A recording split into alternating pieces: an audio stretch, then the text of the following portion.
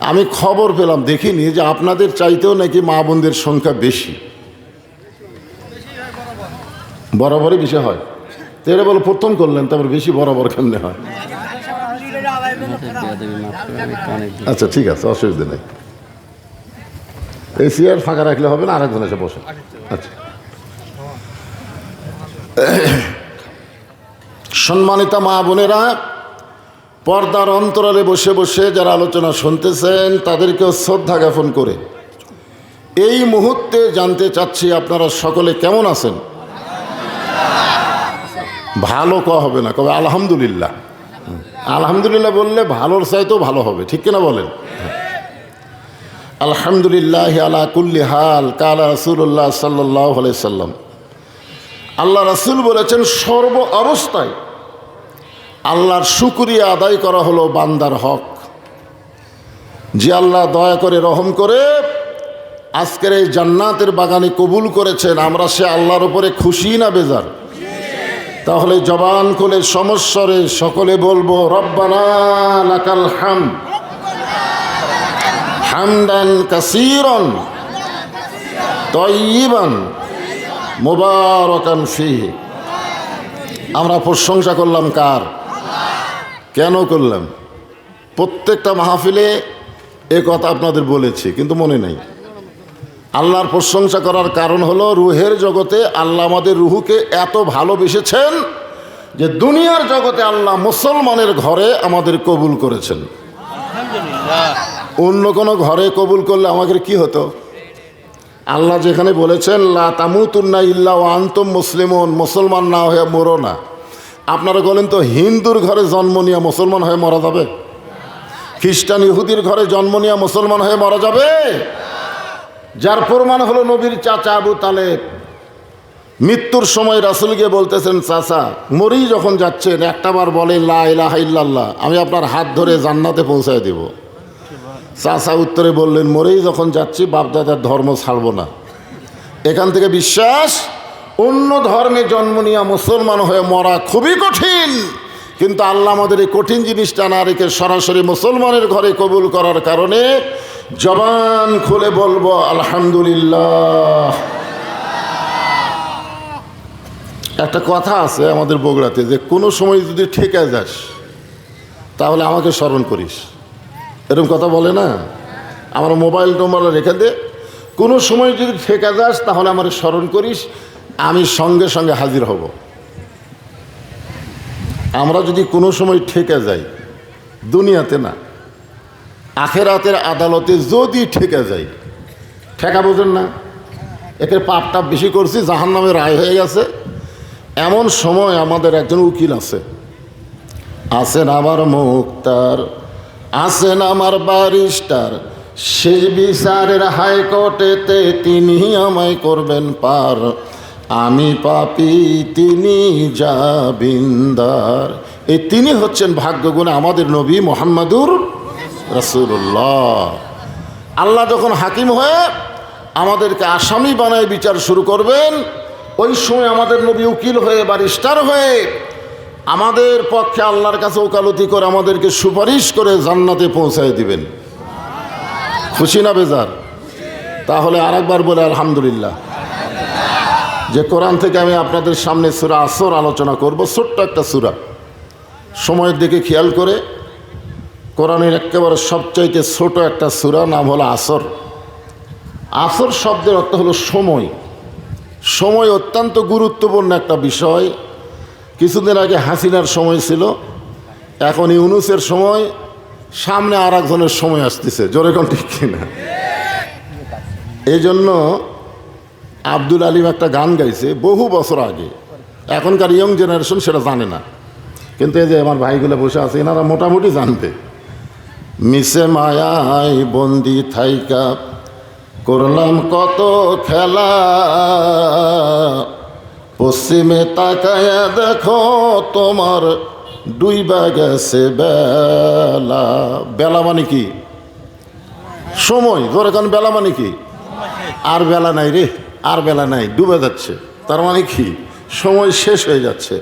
আপনারা বলেন যে সন্ধ্যার সময় আমাদের কাছ থেকে চলে গেছে, এখন 11টা পার হয়ে 12টার দিকে যাচ্ছে, এভাবে আমাদের হায়াত থেকে আমাদের সময়গুলো কিন্তু ফুরেই যাচ্ছে। জোরে কোন কথা ঠিক কি না? হয়তো মনে করতেছেন না এখন আমার অনেক সময় আছে। না, আল্লাহ তাআলা সময়ের কসম করলেন। সময় অত্যন্ত গুরুত্বপূর্ণ একটা বিষয়। বর্তমান সময় খুব একটা ভালো না। ছোট্ট একটা বাচ্চা আমার কাছে নিয়ে এসে বলে, হুজুর সবসময় কান্দে, একটু দোয়া পড়ে ফুঁ দেন। আমি সূরা ফালাক নাস পড়ে ফুঁ দিলাম, ও আরও জোরে কান্দে বর্তমান সময়ে। তা আমি একটা পানি পড়ে দিলাম আয়াতুল কুরসি পড়ে, ওটা পান করার কথা বললাম। কিছুদিন পরে বলতেছে, হুজুর বর্তমান সময়ে দোয়া দুরুদের কোনো দাম নেই, বর্তমান সময়ে দোয়া দুরুদ আর চলতেছে না। মনটা খুবই খারাপ হয়ে গেল যে কি সময়, যে সময় আর দোয়া দুরুদের কাজ হয় না। কিছুদিন পরে বললাম, মা এখন আমার সন্তানের খবর কি? আর কান্দে না। বলে না কান্দার কারণ কোন দোয়ায় হয়েছে? বলে দোয়া লাগেনি হুজুর, যখনই কান্না শুরু করে দেয় মোবাইল চালু করি, মোবাইল চালু করলে কান্না থেমে যায়। আমার ছেলে মোবাইল ছাড়া ভাতও খায় না। যে সময় চলতেছে এ সময় কি ভালো? যে সময়ে ইহুদির বাচ্চারা ফিলিস্তিনের মুসলমানকে হত্যা করতেছে, যেই সময়ে ভারত মুসলমানের মসজিদ মাদ্রাসাগুলো ভেঙে দিচ্ছে, জোরে কোন ঠিক কিনা? যে সময় চলতেছে এই সময়, সব সময় কে শপথ করে আল্লাহ বলতেছেন, ইন্নাল ইনসানা লাফি খুসর, নিশ্চয় মানুষগুলো ক্ষতির ভিতরে। অর্থাৎ আমরা সবাই জানি আল্লাহর সৃষ্টি জগতের মধ্যে মানুষকে আল্লাহ তাআলা সবচাইতে ভালোবেসে সৃষ্টি করছেন, জোরে কোন ঠিক কিনা? এই মানুষের কথা বলতে গিয়ে আল্লাহ কোরআনের অন্য জায়গায় 4টা শপথ করেছেন। ওয়াত্তিন ওয়াজ্জাইতুন ওয়াতুরি সিনিন ওয়াহাজাল বালাদিল আমিন। কয়টা শপথ? ওয়াত্তিন ওয়াজ্জাইতুন ওয়াতুরি সিনিন ওয়াহাজাল বালাদিল আমিন।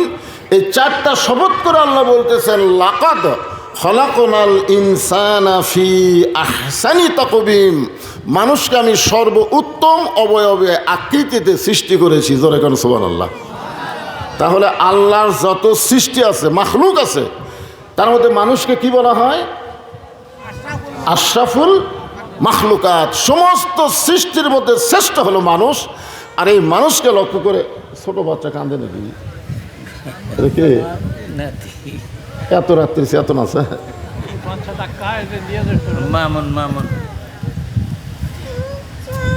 তাহলে আপনি একটুটাই লাগবে কি যে শুরু করছে? বাড়ির যাবি রে, বাড়ির যাবি রে। আচ্ছা যাচ্ছে যাচ্ছে যাচ্ছে।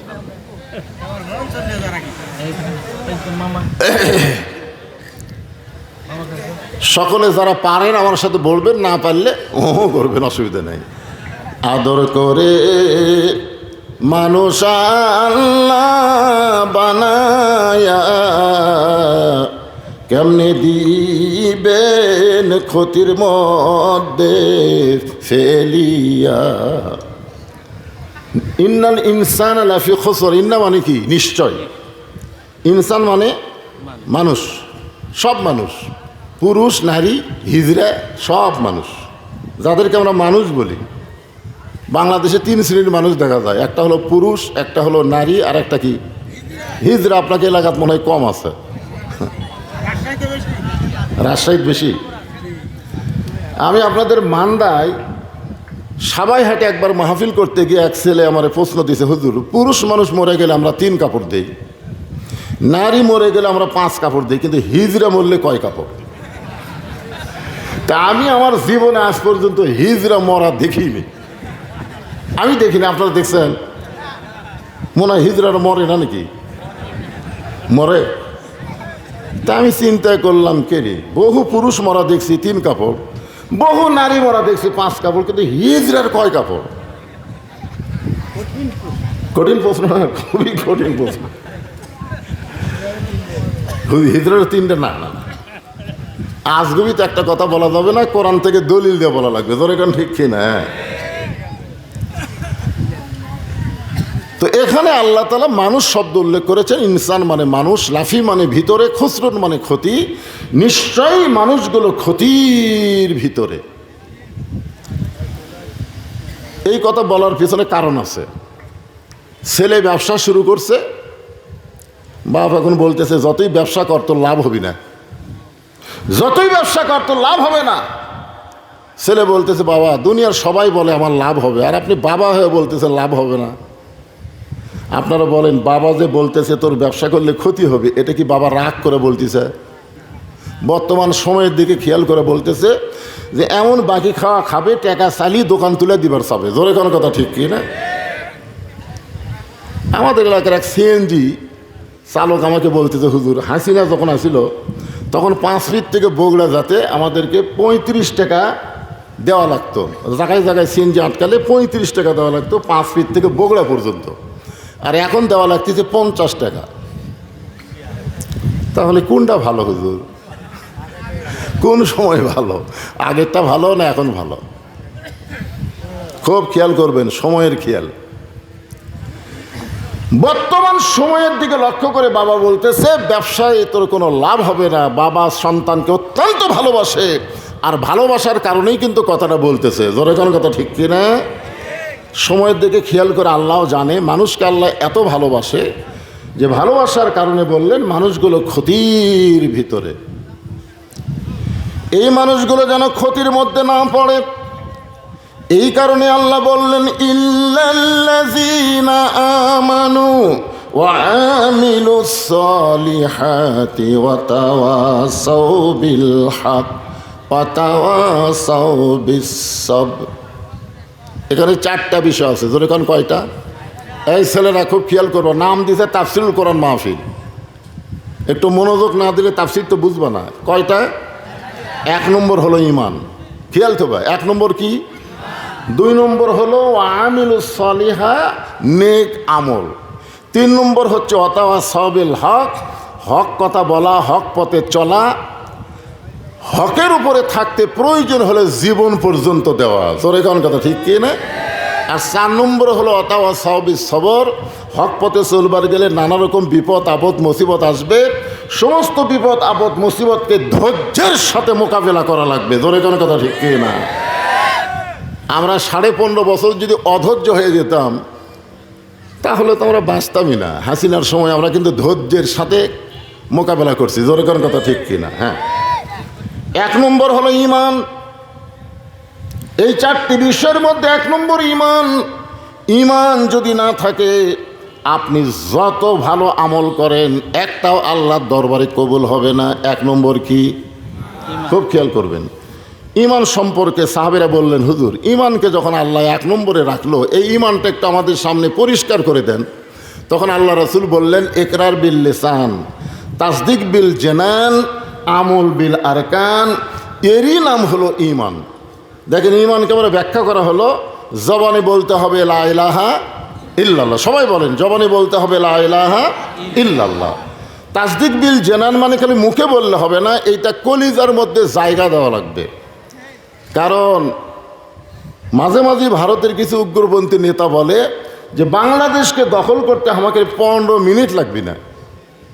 আপনারা বলেন তো যারা এই কথা বলে তাদের ঈমান আছে? যারা খান তাদের ঈমান আছে? তারা হলো বেঈমান। আর আমরা ঈমানদার বলি বেঈমানের দল বাংলাদেশকে দখল করতে হয়। বাংলাদেশের মুসলমান নিজে নড়ে না, আল্লাহর শক্তিতে ঈমানের বলে নড়বে। জোরে কোন কথা ঠিক কি না? আজকে পাকিস্তানের ইমরান খান বলেছে যে মোদিকে লক্ষ্য করে বলেছে, মোদি শুনে রাখো কান খুলে, মুসলমান মরলে শহীদ হয়, বাঁচলে গাজী হয়, আর তোমরা মরলেই জাহান্নামী। জোরে কোন কথা ঠিক কি না? তাহলে মুসলমান মরলে শহীদ কেন? মুসলমানের কি আছে? ঈমান আছে। জোরে কোন কি আছে? এই ঈমানটা শুধু মুখের মধ্যে রাখলে হবে না, ঈমানটা কলিজার মধ্যে জায়গা দেওয়া লাগবে। কলিজার মধ্যে যখন ঈমানের জায়গা হবে ওই মানুষটা কেমন চরিত্রের হবে একটা দৃষ্টান্ত দেই তাহলে বুঝবেন। মানুষটার নাম হলো মতিউর রহমান নিজামী। মানুষটার নাম কি? মতিউর রহমান নিজামী। উকিল এসে বলতেছে স্যার আপনি একটা দলের প্রধান, আপনি যদি রাষ্ট্রপতির কাছে বাঁচার দরখাস্ত লেখেন তাহলে রাষ্ট্রপতি আপনার হয়তো দলের দিকে তাকায় দলের আমিন হিসাবে আপনাকে মাফ করে দিবে, আর আপনাকে যদি মাফ করে দেয় তাহলে আপনার ফাঁসি কার্যকর হবে না। তো উনি মুসকি মুসকি হেসে, মানে তাসদিক বিল জেনান, কলিজার মধ্যে ইমান, তো মুসকি মুসকি হেসে বলতেছে, উকিল তোমার কথা শোনা আমাকে হাসি লাগতেছে। তো উকিল বলে, কেন? আমি তো হাসির কথা বলিনি। বলে, তুমি যে রাষ্ট্রপতির কাছে আমাকে দরখাস্ত লিখতে বলতেছো, এরকম 3টা রাষ্ট্রপতি বাংলাদেশ হওয়ার পরে ক্ষমতা থাকা অবস্থায় মারা গেছে। একটা হলো বঙ্গবন্ধু শেখ মুজিবুর রহমান, একটা হলো শহীদ প্রেসিডেন্ট জিয়াউর রহমান, আর একটা হলো জিল্লুর রহমান। তারা ক্ষমতার চেয়ারে থাকতে নিজেরাই মারা গেছে। যারা ক্ষমতার চেয়ারে থাকতে নিজেরা মারা যায়, তাসদিক বিল জানান কলিজার মধ্যে যার ইমান, সে কোনোদিন তাদের কাছে বাঁচার দরখাস্ত লেখে না। উকিল বলতেছে, এই গোয়ার্কের কারণে আপনার ফাঁসি হবে। এই গোয়ার্কের কারণে আপনার কি হবে? ফাঁসি হবে। তিনি মুসকি মুসকি হাসের বলে, আমার ফাঁসি হবে কিন্তু আমার মৃত্যু হবে না। উকিল বলে, আপনার ফাঁসি হবে, আপনার মৃত্যু হবে না। এইটা কেমন কথা? সঙ্গে সঙ্গে তাসদিক বিল জানানোর কারণে বলতেছেন, ওয়ালা তাকুলু লিমান ইউকতালু ফি সাবিলিল্লাহি আমওয়াতুন বাল আহইয়াউ ওয়ালাকিন লা তাশউরুন। আপনাদের ঈমান কি বলতেছে? যে আল্লাহ রাস্তায় যাদেরকে হত্যা করা হবে বিনা অপরাধে। আপনারা বলেন তো, সালাউদ্দিন কাদের বিএনপির নেতা ছিল? জামাত ইসলামের যে সমস্ত নেতা যাদেরকে হাসিনা ফাঁসি দিয়ে হত্যা করেছে, তাদের কোনো অপরাধ ছিল? এই না বলতে যদি কোনো সন্দেহ করেন, কোনো অপরাধ ছিল? একটাই মাত্র অপরাধ, কলিজার মধ্যে তারা ইমানকে জায়গা দিয়ে বাতিলের সঙ্গে আপোষ করেনি। জোরে কোনো কথা ঠিক কি না? এই আপোষ না করার কারণে তাদের কি হলো? মৃত্যু হলো না। আল্লাহ বলতেছেন, তাদেরকে হত্যা করা মাত্রই তারা অমর হয়ে গেল। অমর, অমর বোঝেন? আল্লাহ রাস্তায় যারা শহীদ হয় তারা অমর হয়, অমর। আবু সাইদ নামে বহু ছেলে বাংলাদেশে জন্ম নিচ্ছে। ছেলে হলেই কয়, হুজুর কি নাম রাখবো? আমি বলি আবু সাইদ, সাথে সাথে নাম রাখে আবু সাইদ। আমার মেয়ে হয়েছে, হুজুর কি নাম রাখবো? আমি বললাম হাসিনা। যেই কষে হাসিনা, রাগ করে আর বাঁচে না। হুজুর এমন একটা নাম করলেন, খুনি। তার মানে বোঝা গেল আবু সাইদ মরে নাই, শহীদ হয়ে গেছে, ঘরে ঘরে জন্ম নিচ্ছে। আর হাসিনা বেঁচে থাকতেই পচে গেছে। অন্তত 40 বছর কোনো মেয়ের নাম কেউ হাসিনা রাখবে না। ধরে কোন কথা ঠিক না? কি বুঝতেছেন? তাসদিক বিল জানান এরই নামই হলো কলিজার মধ্যে ইমান। এরপরে বলা হচ্ছে আমল বিল আরকান, ইমান অনুযায়ী আমল করা লাগবে। ইমান অনুযায়ী যদি আমল করতে চান, যত আমল আল্লাহ আমাদের দিছে তার মধ্যে 1 নম্বর আমলের নাম হলো নামাজ। 1 নম্বর আমল কি? আপনারা বলেন তো, কেউ যদি সারা জীবন রোজা না রাখে তার ইমান নষ্ট হবে? শোনেন, কেউ যদি রোজা না রাখে তাকে বেঈমান বলা যাবে না। কেউ যদি যাকাত না দেয় তাকে বেঈমান বলা যাবে। এই মনোযোগ দিয়ে শুনবেন, কেউ যদি হজ না করে তাকে বেঈমান বলা যাবে না। কিন্তু কেউ যদি নামাজ না পড়ে, দেখছেন, আমার কর আগে আপনারাই ফতোয়া দিচ্ছেন। এক লোক আমাকে বলতেছে, হুজুর আমি একটা গরু কিনেছি, গরুর 1 শিং লম্বা 1 শিং খাটো, এই গরু কুরবানি হবে। তা আমি বললাম, কারি ভাই এখন কয়টা বাজে? কয় 5:30। তা আচ্ছা, আজকে যে আসরের নামাজ গেল, এই নামাজ পড়ছে? তো কয় না হুজুর, কুরবানি কেনার ঠেলায় নামাজ তো পড়ে পারিনি। আমি বললাম, তুমি যেটা দিবে সেটাই হবি, কারণ যারা নামাজ পড়ে না তার আবার কুরবানি কি? কারণ যেখানেই কুরবানির কথা আছে, দেখেন সূরা কাউসারের মধ্যে আল্লাহ বলতেছেন, ফাসাল্লি লিরাব্বিকা ওয়ানহার, আগে নামাজ তারপরে কুরবানি। ইন্না সলাতি ওয়া নুসুকি, আগে নামাজ তারপরে কুরবানি। যেই বেটা নামাজ পড়ে না, সে যদি 1 কোটি গরু খাসি দেয়, কোনোদিন তার কুরবানি কবুল হবে না। কি ভাই, এটা কি?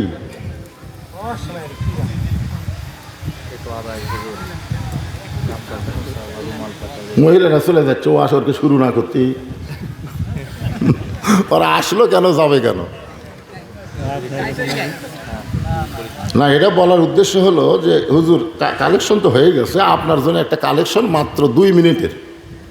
সেটা হলো আপনাদের কাছে একটু রুমাল যাবে, গামছা যাবে, তারপরে যতক্ষণ ইচ্ছা টানা আওয়াজ হবে শুনবেন, থাকবেন। কিন্তু এরা মনে করতেছে মহিলারা যাচ্ছে, মরদগুলোও যদি যায় সেই জন্য এর মধ্যে একটু সন্দেহ হচ্ছে। আমি কি আপনাদের অপরিচিত বক্তা? আপনাদের গ্রামে আসি নাই তাই বলে আমার ওয়াজ শোনেননি এরকম একটা মানুষও নেই।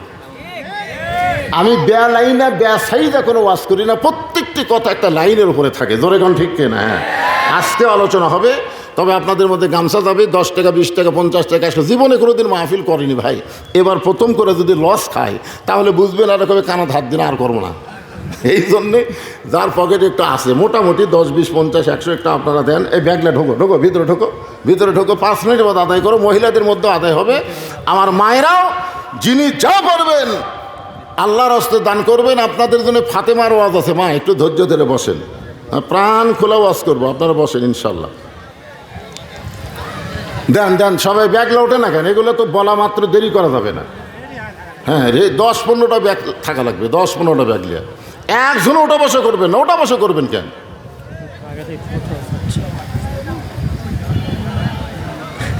এটি আবার কি ফতুয়া রে, এই ফাঁকি। ঠিক আছে, আসসালামু আলাইকুম হুজুর, ওমরাকারীকে কি আলহাজ নামের আগে কি আলহাজ লাগাতে পারবে? ওমরাকারী কেন? হাজি সাহেবেরও তো আলহাজ লেখা ঠিক না।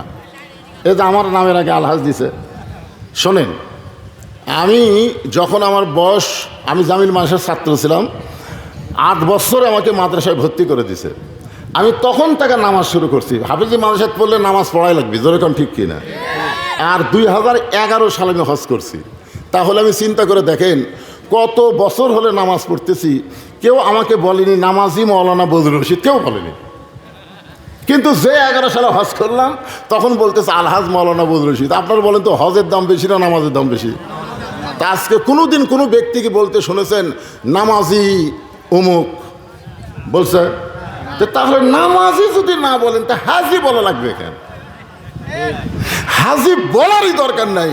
যদি হাজি বলাতে তার মনের মধ্যে একটু ভাব তৈরি হয় তাহলে হাজির নাম হবে, কিন্তু হজ আল্লাহর দরবারে কবুল হবে না। এটা আমি ফরজ হজের কথা বললাম। আর ওমরা তো হজই না, তাহলে হাজি আপনি লিখবেন কেমনে?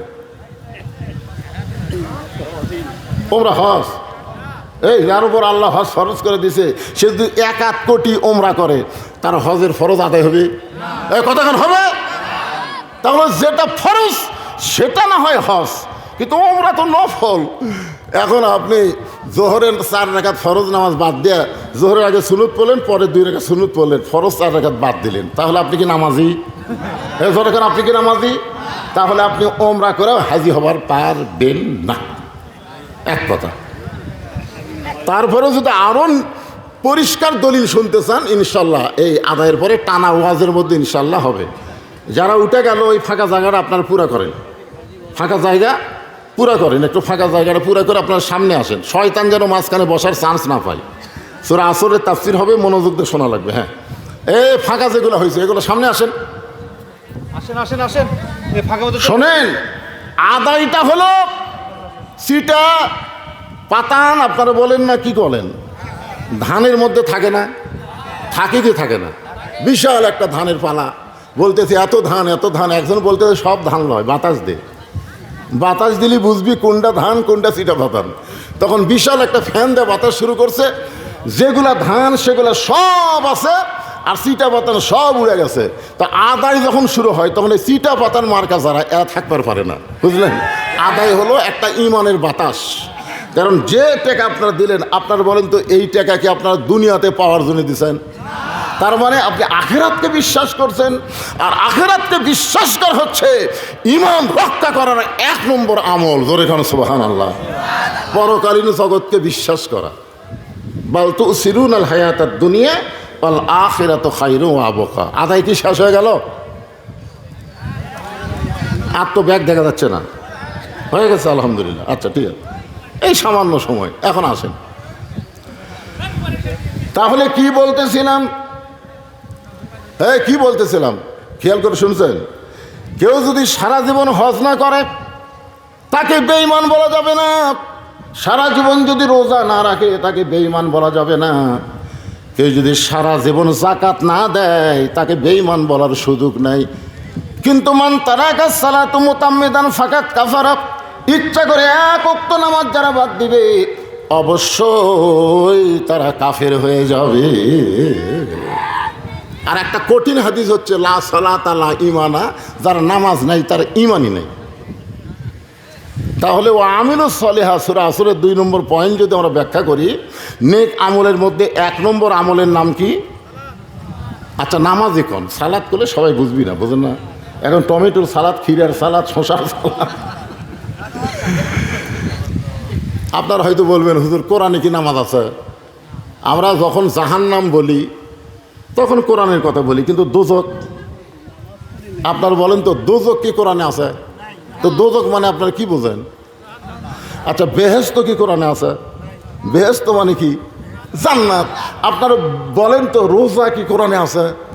কিন্তু রোজা মানে সিয়াম বা রমজান। এইরকম নামাজও কোরআনে নেই, নামাজ এখানে আছে সলাৎ, সলাৎ আছে। যত জায়গায় কোরআনে নামাজের কথা সেখানে আল্লাহ সলাৎ বলেছেন। তো এই নামাজ হচ্ছে 5 ওয়াক্ত। জোরে খান কয় ওয়াক্ত? আপনাদের এলাকার ছেলেরা যে মসজিদ দোতলা করা লাগতেছে, আপনার বলেন তো কি জন্যে? প্রতি গ্রামে দেখতেছি এখন আর একতলা হচ্ছে না, দোতলা করতেছে। জিজ্ঞাসা করা হচ্ছে কে বাবা দোতলা কেন? কয় হুজুর এত মুসল্লি হুজুর একতলা তাঁটে না, এই জন্যই দোতলা। আলহামদুলিল্লাহ, এত মুসল্লি তো ফজরের খবর কি? ফজরে 1 কাতারে হয় না। ফজরে কয় কাতার হয় না? 1 কাতার হয় না। আপনি বলেন তো কোনো লোক যদি 1 ওয়াক্ত ফজর বাদ দেয়, সারা জীবন যদি জুমার নামাজ পড়ে ফজরের সমান সওয়াব হবে? কারণ রাসূল বলেছেন 2 ওয়াক্ত নামাজ যদি বাড়িত পড়ে, নামাজ পড়ে ঠিকই কিন্তু বাড়িত পড়ে, মসজিদে পড়ে না, সে ব্যক্তি মুনাফিক হবে। একটা হলো ফজরের নামাজ, একটা হলো ইশার নামাজ। এই 2 ওয়াক্ত নামাজ জামাতে পড়া লাগবে। যেদিন বাংলাদেশে জুমায় যেমন মুসল্লি হয়, ফজরের নামাজে যদি তেমন মুসল্লি হয়, সেদিন আর নামাজের ওয়াজ করা লাগবে না, কারণ বাংলাদেশে নামাজ কায়েম হয়ে গেছে। জোরে কোন ঠিক কিনা? আপনারা হয়তো ছেলেরা অনেক বলতে হুজুর তার জুম্মার নামাজ পড়ে কোনো লাভ নাই। আছে জুম্মার নামাজ যারা পড়ে 5 ওয়াক্ত পড়ে না, এদেরকে আল্লাহ তাআলা হাসরের ময়দানে কৌতুক করার জন্য, আল্লাহ তো কৌতুক করে, আল্লাহ কৌতুক করার জন্য বলবে এই শুধু জুম্মার নামাজ পড়েছো 5 ওয়াক্ত পড়নি, আমি আল্লাহ তাদেরকে জান্নাত দিয়ে দিলাম। এই কথা শুনে জুম্মা পার্টিরা খুশি হবে, হায় হায় রে 7 দিনে 1 ওয়াক্ত পড়িনি, খালি জুম্মা পড়ছি, তাতে আল্লাহ জান্নাত দিল। খুশি হয়ে মারবে দৌড়, যাই দেখবে জান্নাতের দরজার বিশাল একটা তালা। তখন বলবে আল্লাহ আপনি আমাকে জান্নাত দিলেন, তালা কেন? বলে খুঁজে দেখ চাবি আছে। ওরা খুঁজে দেখবে একটা চাবি আছে, চাবি তালার মধ্যে ঢুকবি কিন্তু ঘুরবি না। ঢুকিছে ঠিকই ঘোরে না।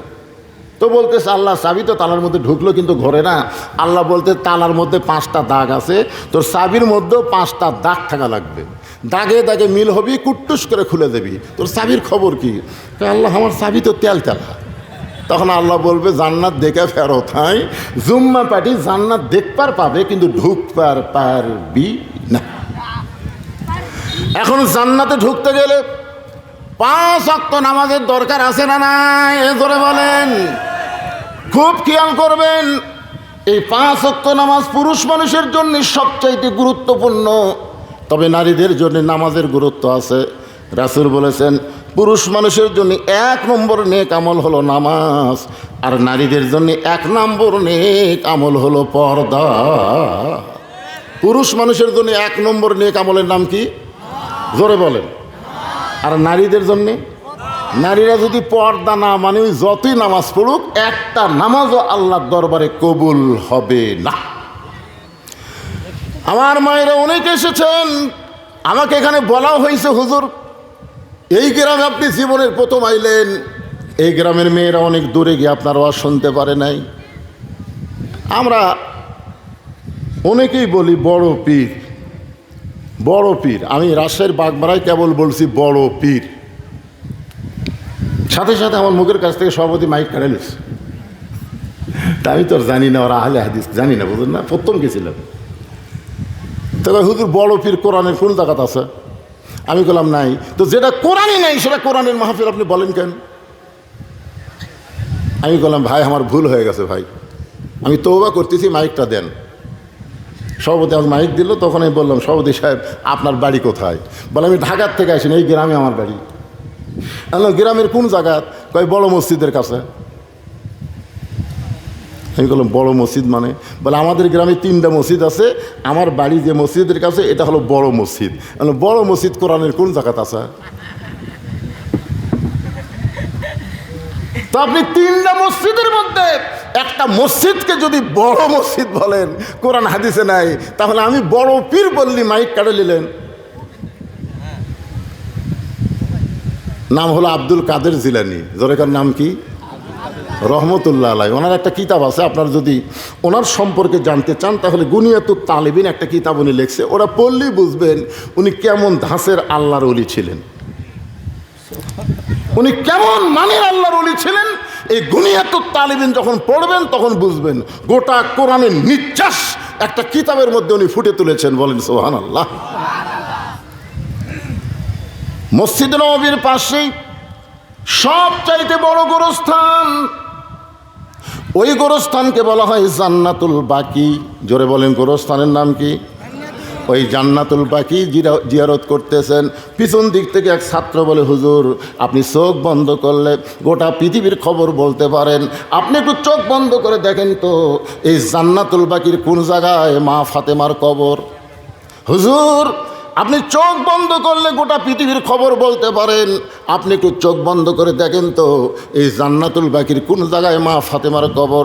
আব্দুল কাদের জিলানী রাগ করে বললেন, রে ছাত্র, আমি চোখ বন্ধ করলে গোটা পৃথিবীর খবর বলতে পারি, এই কথা তুমি কেমনে বললা? আল্লাহ আমাকে এত যোগ্যতা দান করেছে। ইত্তাকু ফিরাসাতাল মুমিনিনা ফাইন্নাহু ইয়ানজুরু বিনুরিল্লাহ। আমি চোখ বন্ধ করলে আল্লাহর আরশ পর্যন্ত দেখতে পাই।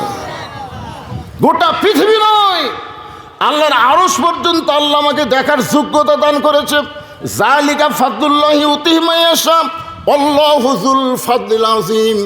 যখন সুলাইমান বলেছিল ওই হুদুদ পাখি কোথায়, হুদুদ পাখি কোথায়, একটা গল্প আছে, এই আয়াতটা ওখানে আছে।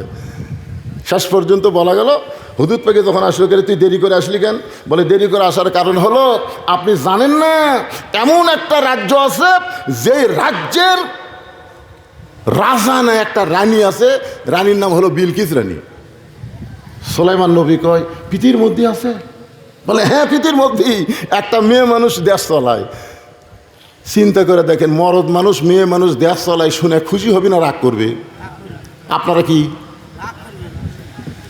খালেদা জিয়া, শেখ হাসিনা, আবার সামনিকে মরদ। আল্লাহ কোরআনে বলেছে আর রিজালু কাওয়ামুনা আলান নিসা। সুলাইমান নবী রাগ করে বললেন পৃথিবীর কোনো রাষ্ট্র কোনো মেয়ে মানুষ চলাতে পারে না। এই কথা তিনি বললেন। আমাদের নবী বলেছেন মা তারাক্তু বাদি আলা উম্মতি ফিতনাতুন আদার আলা রাজুলু মিনান নিসা, রাওয়াহুল বুখারী কিতাবুল ফিতান। রাসূল বলেছেন আমার পরে আমার উম্মতের জন্য সবচাইতে বড় বিপদ হলো পুরুষ মানুষের জন্য নারী নেত্রী হওয়া। এটা আমি বলিনি, আল্লাহর নবী 1400 বছর আগে বলে গেছে। চিন্তা করছেন তো? বিলকিস রানী আমার কাছে আসার আগেই ওর সিংহাসনটা আমার কাছে কে এনে দিবার পারবে? তখন এক জিন বলল কালাই ফ্রিতু মিনাল জিন, কোরআনের কথা, যে আমি এনে দিবার পারবো। তো সুলাইমান নবী বললেন তোমার কত সময় লাগবে? বলে আপনি যে সিংহাসনে বসে আছেন সিংহাসন থেকে উঠবেন আর বসবেন, এর পূর্বে ওই হাজার হাজার মাইল দূরে সিংহাসন আপনার দরবারে হাজির হবে। সমস্ত মানুষেরা বলল হায় হায় রে, আল্লাহ জিনকে এত পাওয়ার দিছে, হাজার হাজার মাইল দূরে সিংহাসন, এ ওটা বসার মধ্যে চলে আসবে। সমস্ত মানুষ যখন জিনের প্রশংসা করতেছেন, এমন সময় সুলাইমান নবীর দরবার যিনি পরিষ্কার করেন আসহাব ইবনে বারকিয়া, উনি বললেন রে মানুষেরা, তোমরা আশরাফুল মখলুকাত হয়ে জিনের প্রশংসা করো, তোমাদের কি লজ্জা নাই? আল্লাহ আমাকে এমন ক্ষমতা দিয়েছে, সুলাইমান নবী খালি চোখ বন্ধ করবে আর খুলবে, এর পূর্বেই বিলকিস রানীর সিংহাসন হাজির হয়ে যাবে। যালিকা ফাদলুল্লাহি ইউতিহি মান ইয়াশা আল্লাহু যুল ফাদলিল আযীম। আল্লাহ মানুষকে এত ক্ষমতা দান করেছে, জোরে কোন সুবহানাল্লাহ। ক্ষমতার মালিক কে? আল্লাহ। আব্দুল কাদের জিলানী বললেন, তুমি বলতেছো চোখ বন্ধ করলে গোটা পৃথিবীর খবর জানি না। পৃথিবী নয়, আল্লাহর আরশ পর্যন্ত আল্লাহ দেখার ক্ষমতা আমাকে দিছে, কিন্তু জান্নাতুল বাকির কোন জায়গায় ফাতেমার কবর পৃথিবীর কেউ কোনোদিন বলতে পারবে না। সমস্ত মুরিদ বলে, হুজুর এই জান্নাতুল বাকির মধ্যে মা ফাতেমার কবর আছে, কিন্তু কবরটা কোন জায়গায় কেন পৃথিবীর কোনো মানুষ বলতে পারবে না। আব্দুল কাদের জিলানী বললেন, মা ফাতেমা হলেন জহুরা। আমার মায়েরা যারা পর্দার অন্তরালে, মেয়েদের মধ্যে 1 নম্বর নেক আমল হলো পর্দা। একটু মনোযোগ দিয়ে শোনেন। আব্দুল কাদের জিলানী বললেন, মা ফাতেমা হলেন জহুরা। সমস্ত মুরিদ বলে, হুজুর জহুরা মানে কি? আব্দুল কাদের জিলানী বললেন, এই জহুরা মানে যদি তোমরা জানতে চাও তাহলে তোমাদের একটু ব্যাখ্যা বিশ্লেষণ করে বলা লাগবে। আজকে যারা আমার সামনে বসে আছেন, এই জহুরা সম্পর্কে যদি জানতে চান তাহলে মেয়ে মানুষের পর্দা বিষয়ে একটু শোনার দরকার আছে না নাই?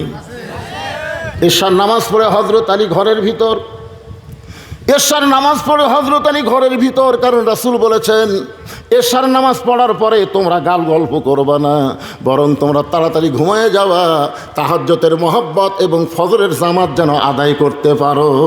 সুবহানাল্লাহ। হ্যাঁ, এশার নামাজ পড়ে হযরত আলী ঘরের ভিতর, যা দেখে ঘর সুন্দর করে সাজানো, ফাতেমা সুন্দরী সাইজা গুইজা বসে আছে, হাসান হোসেনকে সুন্দর করে সাজাই দিছে। হযরত আলী বলতেছে, আজকে আবার তোমার মনে কি রং ধরলো গো? ঘরও সুন্দর করে সাজাইছো, হাসান হোসেনকে সুন্দর করে সাজাই দিছো, আবার তুমিও সুন্দরী সাজা গুজা বসে আছো। এমন সময় ফাতেমা 2 সন্তানকে বুকের মধ্যে নিয়ে কানে কানে বললেন, বাবা তোমরা 2 ভাই একটু অন্য ঘরে যাও, তোমার বাবার সঙ্গে আমার গোপন কিছু গল্প আছে।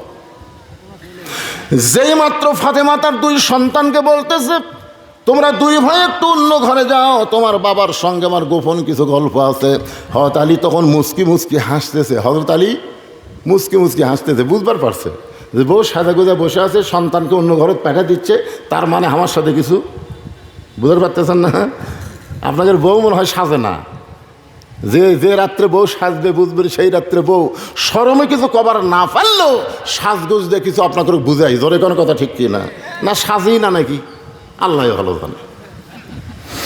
হাসান হোসেন 2 ভাই যখন অন্য ঘরে যায়, এমন সময় ফাতেমা ঘরের দরজা বন্ধ করে দেয়। যেই মাত্র ঘরের দরজা বন্ধ করেছে, সঙ্গে সঙ্গে হযরত আলী মাথার টুপি খুলে রাইখা দিস। আপনারা বলেন, বউ যদি ঘরের দরজা বন্ধ করে তখন আর টুপি চলবি? কথা কয় না রে বারে। টুপি কী জন্যে? আপনার টুপি মাথার ধান বোঝেন না? সবসময় টুপি চলে। আমি যত বড়ই হুজুর হই, ওয়াজ করে যখন বাড়ির যাই, আমার বউয়ের সামনে কাছে যখন সুদ পার চাই, তখন যদি বলি 5টা মিনিট ওয়াজ করবো, বল তুই একটু শোনো তো। মানুষ ঘন্টার পর ঘন্টা আমার ওয়াজ শোনে, খালি 5টা মিনিট শোনো। বউ দৌড়ে আসে, টুপি খুলে হুজুরগিরি বাদ দেন তো, যা করে অ্যাকশন করছেন জনগণ চিনে না তাই হুজুর কয়, কিন্তু আমি মালটা চিনি, হুজুর হয় এত সহজ না। হযরত আলী মাথার টুপি খুলে 2 কানা হাত বাড়ায় দিস। সঙ্গে সঙ্গে ফাতেমা দৌড়ে এসে স্বামীর বুকের মধ্যে মাথা ঢুকায় ছোট বাচ্চার মতন কান্না শুরু করে দিয়েছে। আলী বলতেছেন, ফাতেমা এত সুন্দর করে ঘরটা সাজায়া, এত সুন্দরী সাইজা গুইজা সন্তান 2টাকে সুন্দর করে সাজায় অন্য ঘরে পাঠায় দিয়া আমার বুকের মধ্যে মাথা দিয়া কেন কাঁদতেছ?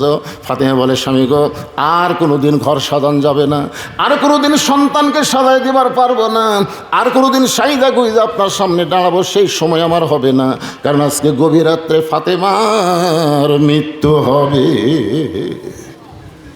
গাছের গোড়া কাটলে গাছটা যেমন পড়ে যায়, তেমনি পড়ে গেলেন হযরত আলী ঘরের মাঝায়। ফাতেমা মুচকি মুচকি হাসতেছে। স্বামীর পড়ে যাওয়া দেখে ফাতেমা মুচকি মুচকি হেসে স্বামীর মাথাটা উরাতের উপরে নিয়ে কপালে একটা চুমা দিয়ে বলে, স্বামী গো, এমন করে আপনি কাঁদবেন না, কারণ আসলে যাইতে হবে। এই দুনিয়া থাকার জায়গা না, এটা মেনে নেওয়া লাগবে। জোরে কোন কথা ঠিক কি না?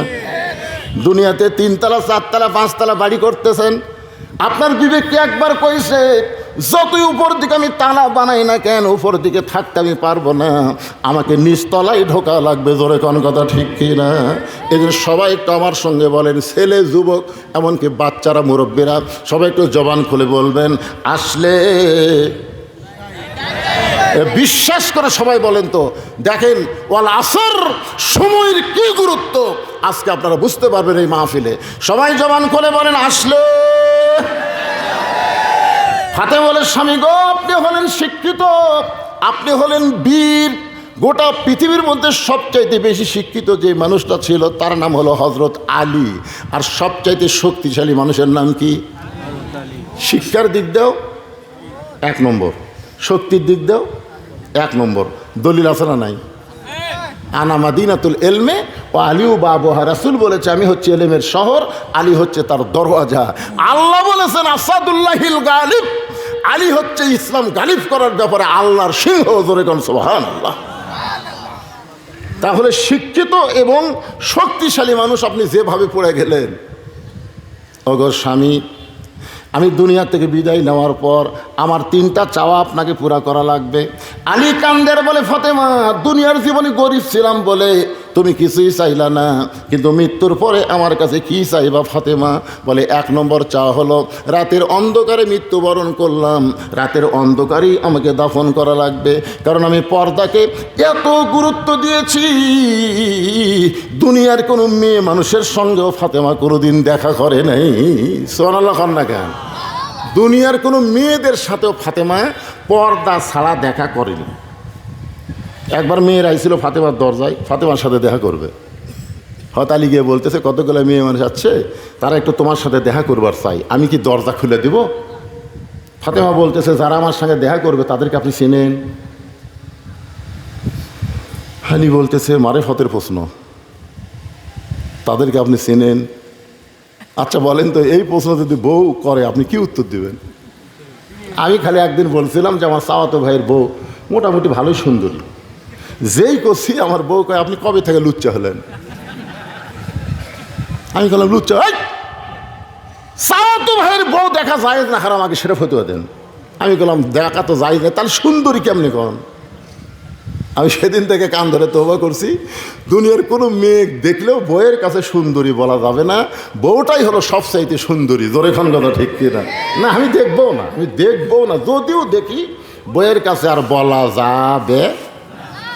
হযরত আলী বলতেছেন ফাতেমা, এই দুনিয়ার একজন মাত্র মেয়েকে আমি চিনি, সেই মেয়েটা হলো আমার হাসান হোসেনের মা। হাসান হোসেনের মা ছাড়া দুনিয়ার অন্য কোনো মেয়েকে আমি চিনি না। ফাতেমা দৌড়ে এসে স্বামীর কপালে চুমা দিয়ে বললেন আপনি হলেন আসল ইমানদার পুরুষ। কুল্লিল মুমিনিনা ইয়াগুদ্দু মিন আবসারিহিম, প্রকৃত মুমিন তারাই হবে যাদের নজর থাকবে নিচের দিকে, অন্য কোনো নারীর দিকে তারা তাকাবে না। একটা মাত্র নারীকে প্রাণ ভরে দেখবে, যেইটা তার জন্য হালাল বিবি। ধরে কোন ঠিক কিনা? আপনারা কি তাই দেখেন? এটা কার বউ রে? এটা কার মেয়ে রে? কার বউ কার মেয়ে? এগুলো সব দেখে বাড়ির মধ্যে যায় নিজের বইয়ের দিকে তাকায় আর কয় বাইরের গুলাই ভালো রে, বাইরের গুলাই ভালো। বাইরের গুলাতে সাজিয়ে শুধু আপনার সামনে দেখা করছে, আর ভিতরেটা পেতনি হয়ে আছে, এ কাম সে কাম করতে করতে ওই কি সাইজ হয়ে আছে। তাই আলী বললেন দুনিয়ার একটা মাত্র মেয়েকে আমি চিনি, সেই মেয়েটা হলো হাসান হোসেনের মা। সঙ্গে সঙ্গে ফাতেমা বলে স্বামী গো, যে মেয়ের আমার সঙ্গে দেখা করবার চায় তাদের মধ্যে কোনো একটা মেয়ে যদি বেপর্দা থাকে, যে মেয়ের আমার সঙ্গে দেখা করবে তাদের মধ্যে একটা মেয়ে যদি বেপর্দা থাকে, আর ওই বেপর্দা মেয়ে মানে সমস্ত পুরুষের কাছে যায়। বেপর্দা নারী যারা শয়তানের যানবাহন তারা। আমার সঙ্গে বলা লাগবে, আমি যেই বলবো বেপর্দা নারী যারা, আপনারা বলবেন শয়তানের যানবাহন তারা। বেপর্দা নারী যারা, আর একবার বলবেন যে বলবো বেপর্দা নারী যারা, আপনারা বলবেন শিলা কলা তারা। বেপর্দা নারী যারা, এই দুটা সেই মোশান বলে, এটা হচ্ছে লাস্ট সান। আমি যেই বলবো বেপর্দা নারী যারা, আপনার বলবেন ব্রয়লার মুরগি তারা। বেপর্দা নারী যারা। ফাতেমা বলতেছে একটা যদি বেপর্দা মেয়ে থাকে আর সেই মেয়েটা যদি পুরুষের কাছে গিয়ে বলে ফাতেমার চোখের ভুরু এইরকম, ফাতেমার দাঁতের সাইজ এইরকম, ফাতেমার গায়ের রং এরকম, কোনো পুরুষ মানুষ আমি ফাতেমারে দেখলো না, কিন্তু ওই বেপর্দা মেয়ের কারণে পুরুষের কাছে আমার চেহারা প্রকাশ হয়ে গেল। ওগো স্বামী, তাই মেয়েদের সঙ্গেও যদি আমার দেখা করতে হয়, পর্দার ভিতর থেকে কথা বলবো, একটা মেয়ের সামনেও আমি জীবনে যাব না। জোরে কান সুবহানাল্লাহ। খাদিজা বলতেছে, আমার ফাতেমা যখন জন্ম নিল, ফাতেমা জন্ম নেওয়ার সময় আমার কোনো প্রসব ব্যথা হয় নাই। ফাতেমা দুনিয়াতে জন্ম নিল, কোনো ধাত্রী ফাতেমাকে ধরে নাই। খাদিজা বলতেছে, আপনভাবে আমার পেটের ভিতর থেকে আমার মেয়েটা যখন বের হলো, আমি তখন তাকায় দিকে ফাতেমা তার দুইটা হাত দিয়ে ওই ছোট্ট মাসুম বাচ্চা, জন্ম নেওয়া বাচ্চাটা তার দুইটা হাত দিয়ে তার ইজ্জত পর্যন্ত ঢেকে দুনিয়াতে আসলো। আমি মা হইয়াও পর্যন্ত তার ইজ্জত দেখতে পারি নাই। সুবহানাল্লাহ, জোরে কান। সেই ফাতেমা বলে, স্বামী গো, রাতের অন্ধকারে আমার মৃত্যু হবে, রাতের অন্ধকারে আমাকে দাফন করবেন। আমার 2 নম্বর চাওয়া হলো, আমার কোনো জানাজার ব্যবস্থা করবেন না। আলী বলে, ফাতেমা তুমি নবীর কলিজার টুকরা, তোমার জানাজার খবর শুনলে হাজার হাজার মানুষ জানাজায় হাজির হবে, তুমি কি চাও না হাজার হাজার মানুষ তোমার জন্য দোয়া করুক? ফাতেমা বলতেছে, কোটি কোটি মানুষ যদি বলে ফাতেমা ভালো, আর আপনি যদি বলেন ভালো না, ওই কোটি মানুষের দোয়া দেওয়া ফাতেমার এক তিল পরিমাণ লাভ হবে না। আর দুনিয়ার তামাম মানুষ যদি বলে ফাতেমা খারাপ, আর আপনি যদি আমার স্বামী হয়ে বলেন ফাতেমা ভালো, স্বামীর একটা সার্টিফিকেটে ফাতেমার জন্য আল্লাহ 8টা জান্নাতের দরজা খুলে দিল। তাহলে বউ ভালো হওয়া লাগবে কার কাছে? কেবারে জোরে কর না কেন, কার কাছে? আর আমাদের গুলো লব উল্টা কি কয়, খালি তুমি আমাকে দেখতে পারো না, গোটা পাড়া খুঁজে দেখো, আমার বিরুদ্ধে কেউ নেই। আমি মায়েদের জন্য বলবো, মা, দুনিয়ার কোনো পুরুষ মানুষ আপনাকে ভালো বললে আপনি বেপর্দা হয়ে যাবেন, কেন কোনো পুরুষ তো আপনাকে দেখতে পারবে না, তারা কেমনে ভালো বলবে? কিন্তু স্বামী যদি আপনাকে ভালো বলে, ফাতেমার সঙ্গে আল্লাহ জান্নাত দিয়ে দিবে। আমার 3 নম্বর চাওয়া হলো, আমার লাশটা খাটনিতে তুলবেন না। আমি ফাতেমা হিসাব করে দেখলাম, আমার খাটনি কান্দে নেওয়ার জন্য যে 4 জন পুরুষ লাগবে। বর্তমান সময়ে 4টা পুরুষ আমার দুনিয়াতে নাই। আমার বাবা যদি দুনিয়াতে থাকতো, মরা মেয়ের লাশের খাটনি বাবা কান্দে নেবার পারত, কিন্তু 6 মাস আগে আমার বাবা দুনিয়া থেকে বিদায় নিয়েছে, আমার বাবা দুনিয়াতে নাই। তাহলে একদিকে কান্দে নেওয়ার একটা শট পড়ে গেল। আমার হাসান হোসেন যদি বড় হইতো, মায়ের লাশের খাটনি কান্দে নিবার পারত, কিন্তু হোসেনের বয়স মাত্র 4.5 বছর, আর হাসানের বয়স মাত্র 5.5 বছর। এরা 2 ভাই তো মায়ের খাটনি নিবার পারবে না। শুধু আপনি আমাকে এক ওই জান্নাতুল বাকির পূর্ব কোণায় সবুজ রঙের একটা বাতি জ্বলবে, ওই বাতি বরাবর আমাকে কবর খুঁড়ে দাফন করবেন। আমার জন্য কবর খুঁড়তে যদি আপনার কষ্ট হয়, তাহলে আপনার একান্ত বন্ধু যদি কেউ থাকে দুনিয়ায়, তারে বলবেন সে যেন গোপনে কবরটা খনন করে দেয়। দুনিয়ার কোনো মানুষকে যেন কবরের খবর না বলে। হযরত আলীর আপন বন্ধুর নাম হলো আবু যর গিফারি। গভীর রাত্রে হযরত আলী আবু যর গিফারির জানলার কাছে ছোট বাচ্চার মতন ফোপায় ফোপায় কাঁদতেছে। আবু যর গিফারি চিন্তায় পড়ে গেল, এই গভীর রাত্রে আমার জানলার কাছে এমন করে কে কান্দে? বের হয়ে দেখে আসাদুল্লাহিল গালিব হযরত আলী কাঁদতেছে। আবু যর গিফারি চিন্তা করে, যেই মানুষটা হলো আসাদুল্লাহিল গালিব, যেই মানুষটা জীবনে কোনো যুদ্ধে পরাজিত হয় নাই, তাকে কোনো দিন আমি কাঁদতে দেখি নাই। আজকে তার জীবনে এমন কি যুদ্ধ শুরু হলো যে আমার জানলার পাশে এমন করে কাঁদতেছে? পিছনে গিয়ে বলে, আলী ভাই, আমার জানলার কাছে এমন করে কান্দার কারণ কি জানতে চাই? আলী বলতেছে, আবু যর, জান্নাতুল বাকির পূর্ব কোণায় সবুজ রঙের একটা বাতি জ্বলতেছে, ওই বাতি বরাবর একটা কবর কর।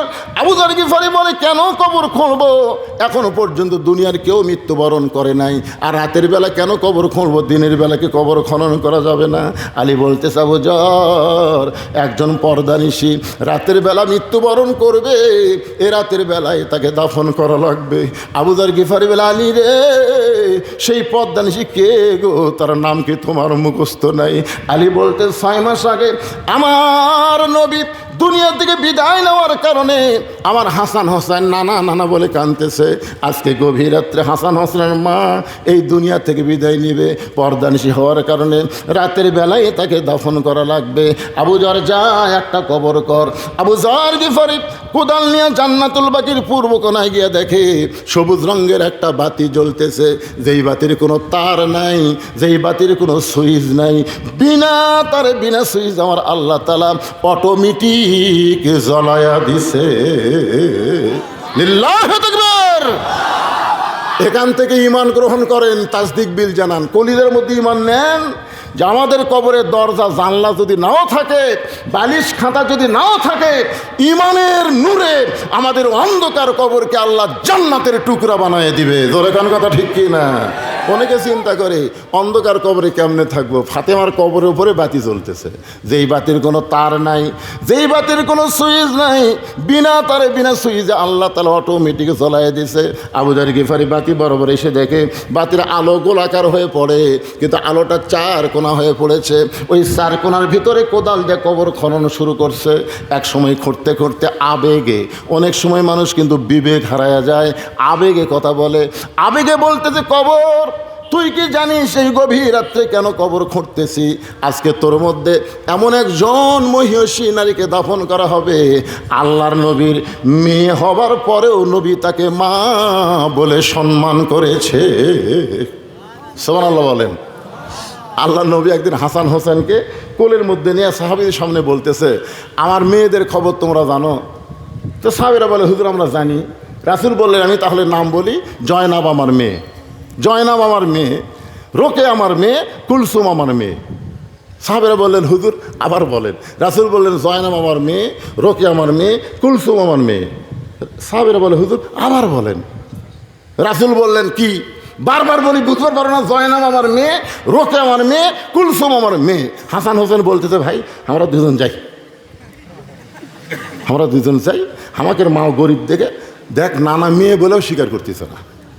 হাসান হোসেন যখন উঠে যাবার চাচ্ছে, খপ করে ধরে বলতেছে, ভাইজান তোমাদের মা আমার মেয়ে না, তোমাদের মা হলো আমারও মা।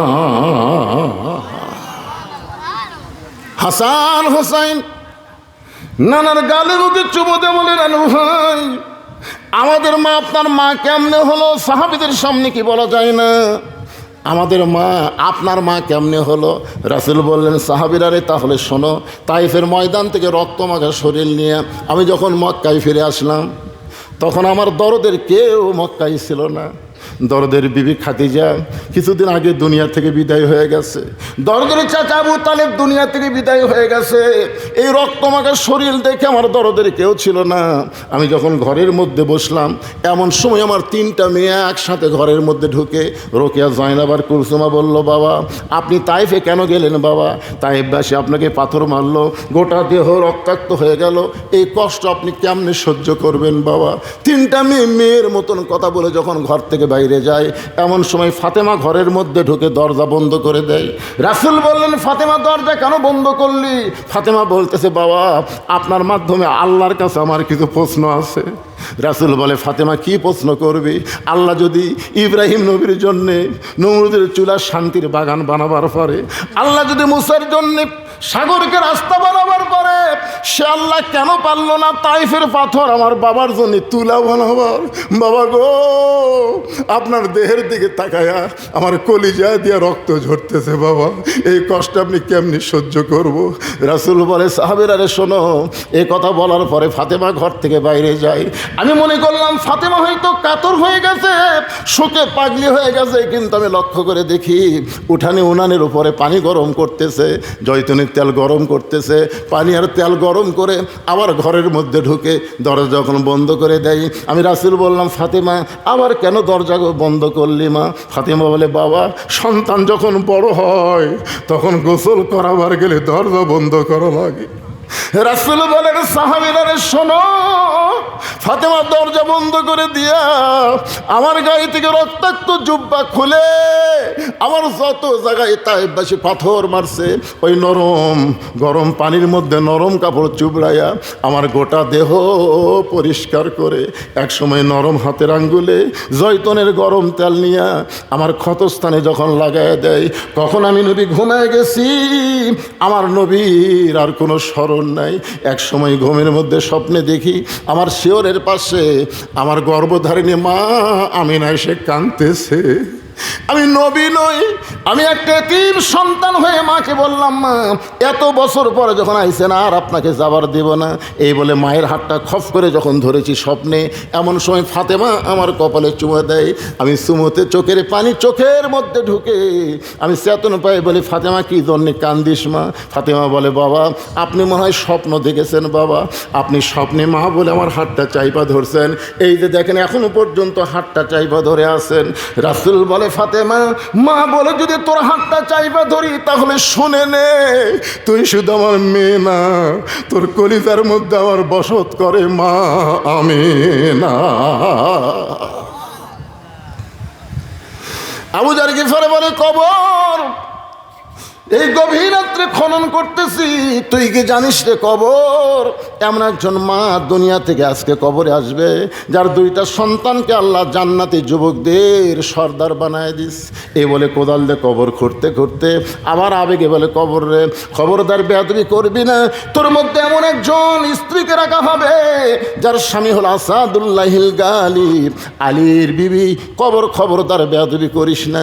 এই বলে আবার যখন কোদাল মারতে চায়, এমন সময় গভীর রাত্রে কবরের ভিতর থেকে একটা শব্দ আসতেছে, আবু যার।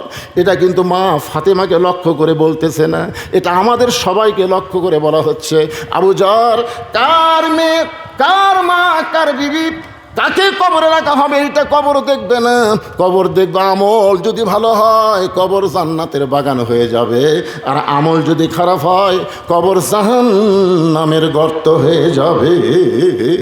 এই শব্দ শোনার পরে আবু যার গিফারি আর কবরের পাশে থাকতে পারে নাই, পাগল হয়ে কবর ছেড়ে যখন চলে গেছে।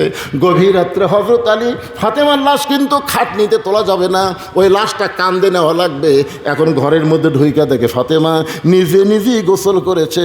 শেষ গোসলটাও ফাতেমার দুনিয়ার কেউ করে দিবার পারে নাই, কারণ শেষ গোসল করতে গেলে ফাতেমার ইজ্জতের উপরে কোনো নারীর যদি হাত পড়ে, এই জন্য ফাতেমা নিজে নিজেই শেষ গোসলটা করেছে।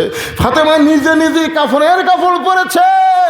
আলী দেখতেছে শুধু দুইটা হাত আর মুখটা প্রকাশ করে দুইটা সন্তানকে দুই ধারে আদর করে সোহাগ করে ঘুমায় দিয়া মাঝখানে ফাতেমা চিরদিনের মতন ঘুমায় গেছে।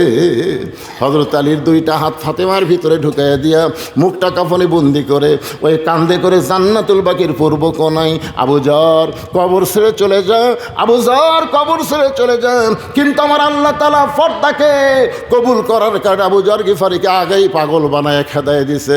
হযরত আলী দাফন করার পরে আল্লাহকে বলতেছে, আল্লাহ এই ফাতেমাকে তুমি কবুল করে নাও, দুনিয়ার জীবনে কিছুই দিবার পারিনি আল্লাহ, আজকে গভীর রাত্রে দাফন করে তোমার কাছে বলি তুমি তাকে কবুল করে নাও। এই দোয়া করার পরে তাকায় দেখে সামনে কয়েকটা পুরাতন কবর দেখা যায়। এই মাত্র ফাতেমার কবর দিছে, সেই নতুন কবর নেই। গোটা জান্নাতুল বাকি হযরত আলী দৌড়ায় আর বলে, ফাতেমার কবর, ফাতেমার কবর। কে যেন বলতেছে, আলী রে ফাতেমা পর্দানিশি, আমি আল্লাহ জোহরা ডিগ্রি দিয়া ফাতেমার কবরটাকে কিয়ামত পর্যন্ত পর্দা করে দিয়েছি। আমার মায়েদের জন্য বলবো, মা এই যে আল্লাহ বললেন আমি জোহরা ডিগ্রি দিয়ে, এই জোহরা মানে কি? ও আমিলুস সালিহা, পুরুষের জন্য 1 নম্বর নেক আমল হলো নামাজ, আর নারীদের জন্য 1 নম্বর নেক আমল হলো পর্দা। মেয়েরা যদি পর্দার মধ্যে থাকে তাহলে নেক আমল করতে তাদের জন্য সহজ হয়ে যায়, আর বেপর্দা যদি হয় একটা আমলও আল্লাহ কবুল করবে না। আর পুরুষ মানুষ যদি নামাজ ধরে, ইন্না সলাতা তানহানিল ফাহশাই ওয়াল মুনকার, একমাত্র নামাজে পারে মানুষকে যাবতীয় বেহুদা খারাপি কাজ থেকে বাঁচায় দিতে। সুবহানাল্লাহ। আর একটা পুরস্কার আছে নামাজের, ফালিয়াবুদু রব্বা হাযাল বাইত আল্লাযী আত'আমাহুম মিন জু'ইন ওয়া আমানাহুম মিন খাউফ। আপনারা বলেন তো এই আয়াতের বাংলা অর্থ কি? খালি ঈদের নামাজ পড়েন নাকি? খালি ঈদের নামাজ পড়েন?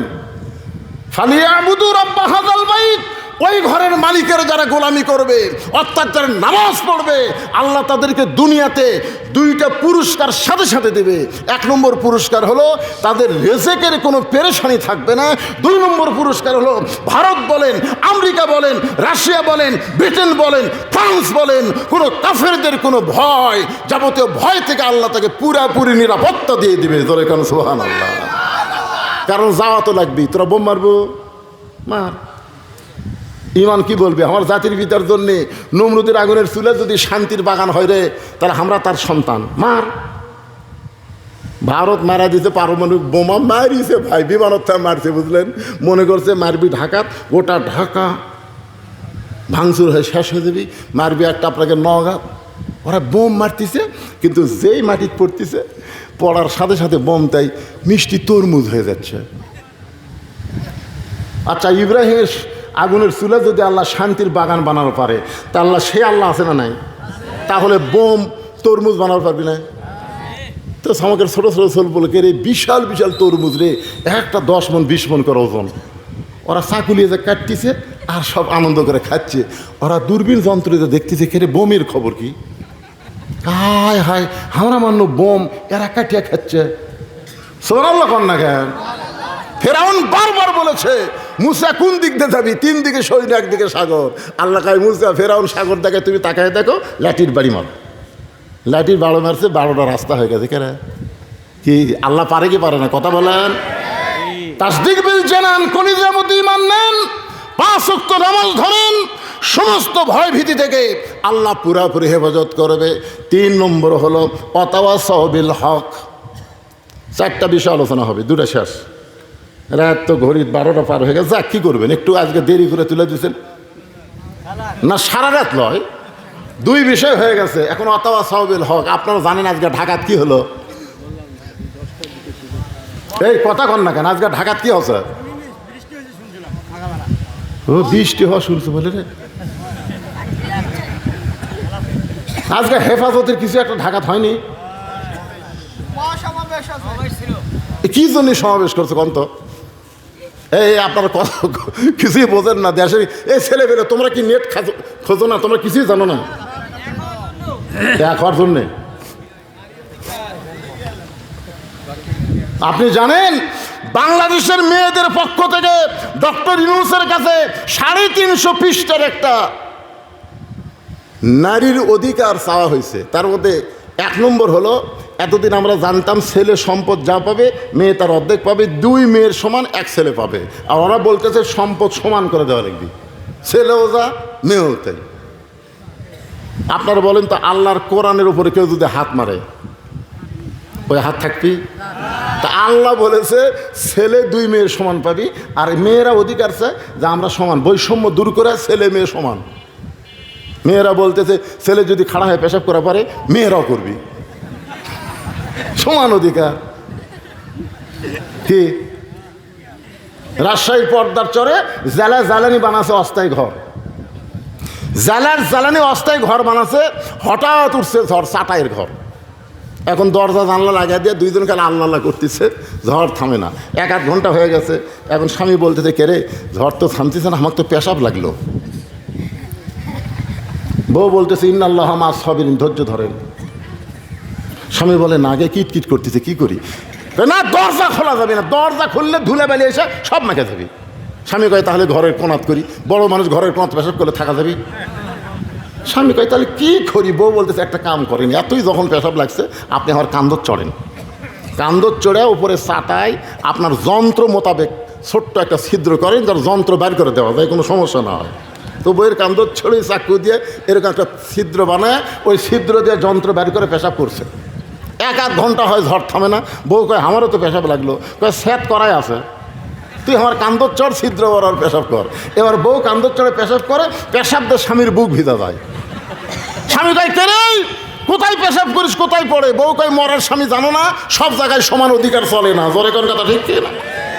এই শালা নাস্তিক হিজড়া মার্কা কতগুলো নারী অধিকারের নামে আজকে নাস্তিকতা প্রকাশ করে বাংলাদেশের লক্ষ লক্ষ তৌহিদ জনতা ঢাকায় আজকে কি করেছে? সমাবেশ করেছে।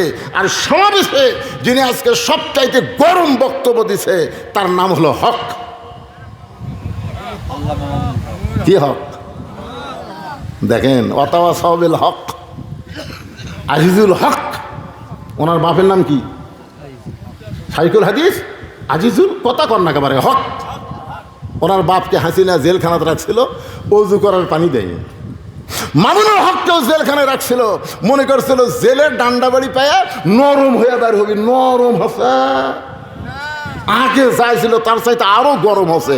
আজকের ভাষণে ইউনূস সরকারকে 2 সপ্তাহ আলটিমেটাম দিছে, যদি পছন্দ হয় হুজুর করো তাহলে আমাকে কথা মানবি, না মানলে সাইদি হুজুর বলেছিল 12 কোটি মুসলমান যখন গাছের গোড়া লাগাবে দাদা বাড়ি গায়ে গিয়াত পড়বে। জোরে কোন কথা ঠিক কিনা? আর গর্ত খুঁজা পাবে না। আমাকে বগুড়া জেলায় একেবারে আওয়ামী লীগের মেম্বার থেকে শুরু করে এমপি পর্যন্ত একটা নেতাও নেই, অনুবীক্ষণ যন্ত্রতে খুঁজা পাওয়া যাচ্ছে না। এরা গেল কোথায়? এত বছর পরে সাইদি হুজুর যে হক কথা বলেছিল এটা সত্য প্রমাণ হয়ে গেছে। কতক্ষণ না কেন আজকে মামুনুল হক যে কথা বলেছে, হকের কথা বলতে হবে, হকের পথে চলতে হবে, প্রয়োজনে হকের জন্য জীবন দেওয়া লাগবে। কারা কারা জীবন দেবার পারবেন 2 হাত তুলে আমার আল্লাহকে দেখান। টান টান করে তোলা রাখেন, লিল্লাহে তাকবীর। হাত নামান। আল্লাহ, এই রাত 12টার পরে তাহাজ্জুদ রাখতে হকের পক্ষে দরকার হয়, প্রয়োজন হলে জীবন দেওয়া লাগবে, দিব। ডোনাল্ড ট্রাম্প বলেছে গাজা, গাজার লোকেরা তোমরা যারা আসো অযথা গাজায় থাকো না, তোমরা গাজা ছেড়ে উমুক উমুক জায়গায় চলে যাও, আমি ডোনাল্ড ট্রাম্প তোমাদের ভাঙ্গা বাড়ি চাঙ্গা করে বানায় দেব। গাজার মুসলমান ভাবতেছে এই কথা বলে তুই আমাকে সরিয়ে দিয়ে আমাকে জায়গা তুই ইসরায়েলে দিব। তুই কি মনে করছিস রে ট্রাম্প? এই ট্রাম্প, জীবন দেব রে।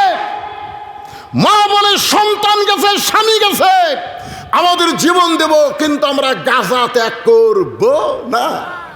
আল্লাহ কয় হকের পথে অবিচল থাকার কারণে তোর ত্যাগ করা লাগবি না। আজকে দেখেন ইসরায়েলিরা দৌড়াচ্ছে।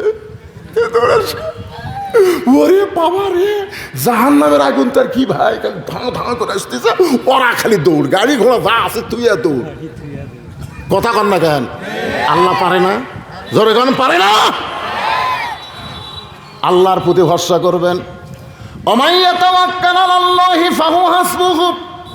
আল্লাহর প্রতি ভরসা করে অবিচল ইমানে যারা হক পথে থাকবে, নাসরুম মিনাল্লাহি ওয়া ফাতহুন কারীব ওয়াবাশশিরিল মুমিনিন। ওয়াতাওয়াসাউ বিস সবর 4 নম্বর বিষয়। একটু মনোযোগ দেন। এই ওটা বসা করেন একেবারে, আমার ঘড়ি নাই হাত। আপনার কি মনে করছেন আমি সারা রাতের বক্তা?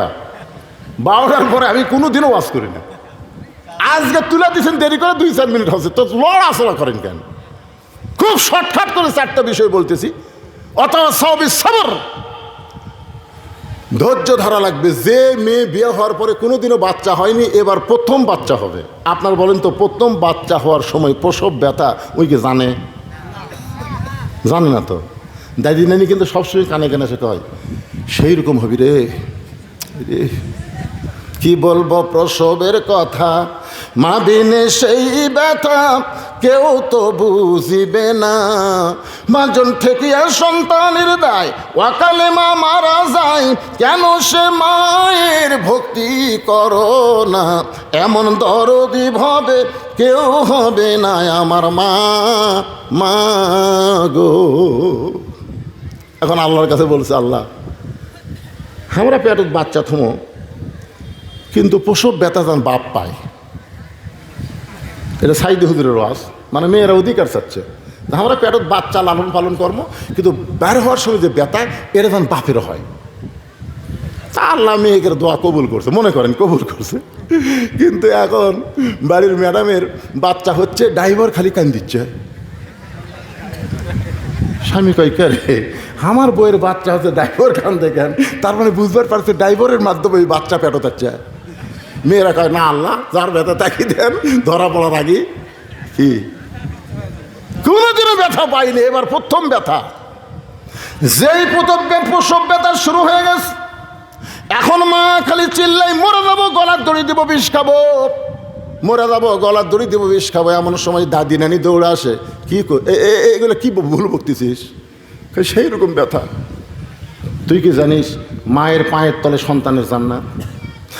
কোনো কিতাবে লেখা নাই পুরুষের পায়ের তলে জান্নাত, স্বামীর পায়ের তলে জান্নাত, এটা ভুয়া কথা। মায়ের পায়ের তলে জান্নাত, এটা হলো সহি কথা। তাহলে জান্নাত কি পুরুষের পায়ের তলে না নারীর? আর সেই নারী যদি মা হয়, তো তোর পায়ের তলে জান্নাত হবি, কান্দিস কে? চ ঘরের মধ্যে, ঘরের মধ্যে যা বলতেছ, অতাও সবই সবর, ধৈর্য ধর, ধৈর্য ধর। তুই চিল্লাচিল্লি করলে গ্রামের লোক মনে করবে এটা একটা মা হলো কেরে, খালি চিল্লাচিল্লি করছে। ধৈর্য ধর, সেই ধৈর্য ধর। একেবারে দাঁতের উপর দাঁত দিয়ে দাদি রানীকে নরম কাপড় পানির মধ্যে চুবড়াই করে গোটাল কপালে দিচ্ছে, আর কি ধৈর্য ধর, ধৈর্য ধর, অতাও সবে সবর, ধৈর্য ধর। এই ধৈর্য ধর করতে করতে ধাই মা কয়, এখন টান দে চোখের ইশারা করছে। এদিকে কয় ধৈর্য ধর, কানের কাছে মুখ লাগাই, মুখের কাছে মুখ লাগে, ধৈর্য ধর আপা, ধৈর্য ধর। আর ধাই মা কয় টান। আমার দাদি আমারে কইছে, তোকে তখন টানে ভাই করছি, ভাই তোর মাথা লম্বা হয়ে গেছিল, পরে তোর মাথা আমরা থাবড়ে গোল করছি। চিন্তা করছেন কি কষ্ট আমার মা দিছে। এখন মা দাঁতের উপর দাঁত করতেছে। এক সময় ধাইমা বাচ্চা ধরে টান মারছে আল্লাহর নাম নিয়ে, বাচ্চা দুনিয়াতে মেয়ে বলে কাঁদতেছে। এদিকে মা বেহুশ হয়ে গেছে, মার আর হুঁশ নাই, এত ব্যথা।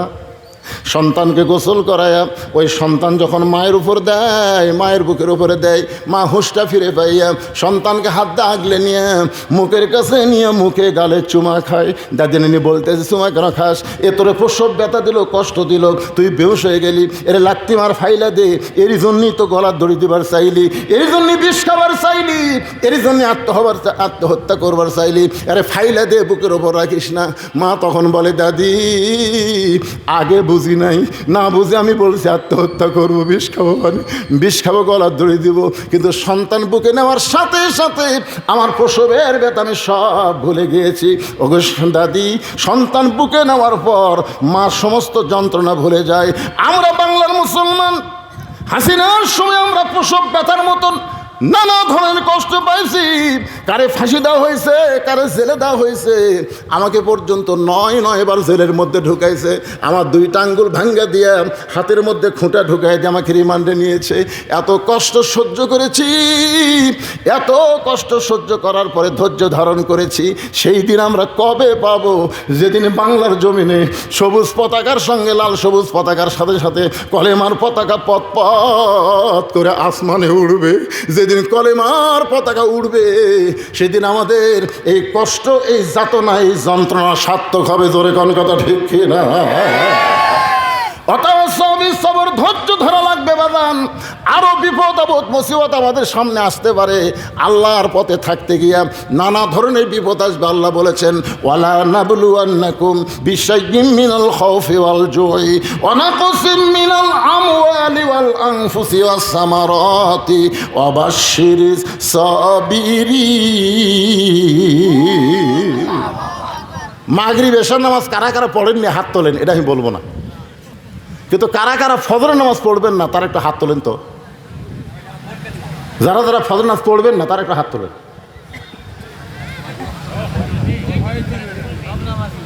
মাশাআল্লাহ। আচ্ছা, প্রতিদিন আপনারা 10টার দিকে ঘুমান, আজকে যে এখন এই 12:30 বাজবে, তাহলে আজকে ঘুমালে এতক্ষণ পাবেন?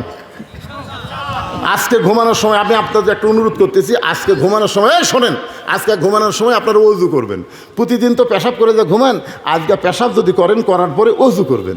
ওযু করার পরে কিবলামুখী হইয়া আল্লাহুম্মা বিইসমিকা আমুতু ওয়া আহইয়া, তারপরে দরুদ শরীফ 3 বার, সূরা ইখলাস 3 বার পড়ে আয়াতুল কুরসি পড়ে বুকুতে একটা ফুঁক দিয়ে ঘুমায় দেবেন। অন্য দিনে 7 ঘন্টা ঘুম পারলে যে শান্তি হয়, আজকে 2.5 ঘন্টা ঘুম পারলে আল্লাহ সেই শান্তি আপনার কলিজায় দিবে। রাজি আছেন সবাই? তাহলে কারা কারা ফজর নামাজ পড়বো একটু আল্লাহ হাত দেখায়। আল্লাহ দেখেন, আল্লাহ লিল্লাহি তাকবীর। আল্লাহ প্রথম মাহফিল করছে এই ছেলেরা। আল্লাহ আল্লাহ এদের সবচাইতে বড় লাভ হলো আজকে সবাই ফজর নামাজ পড়ার জন্য আল্লাহর কাছে হাত দেখার। আল্লাহ সবাইকে ফজর নামাজ জামাতের সঙ্গে আদায় করার তৌফিক দান করো।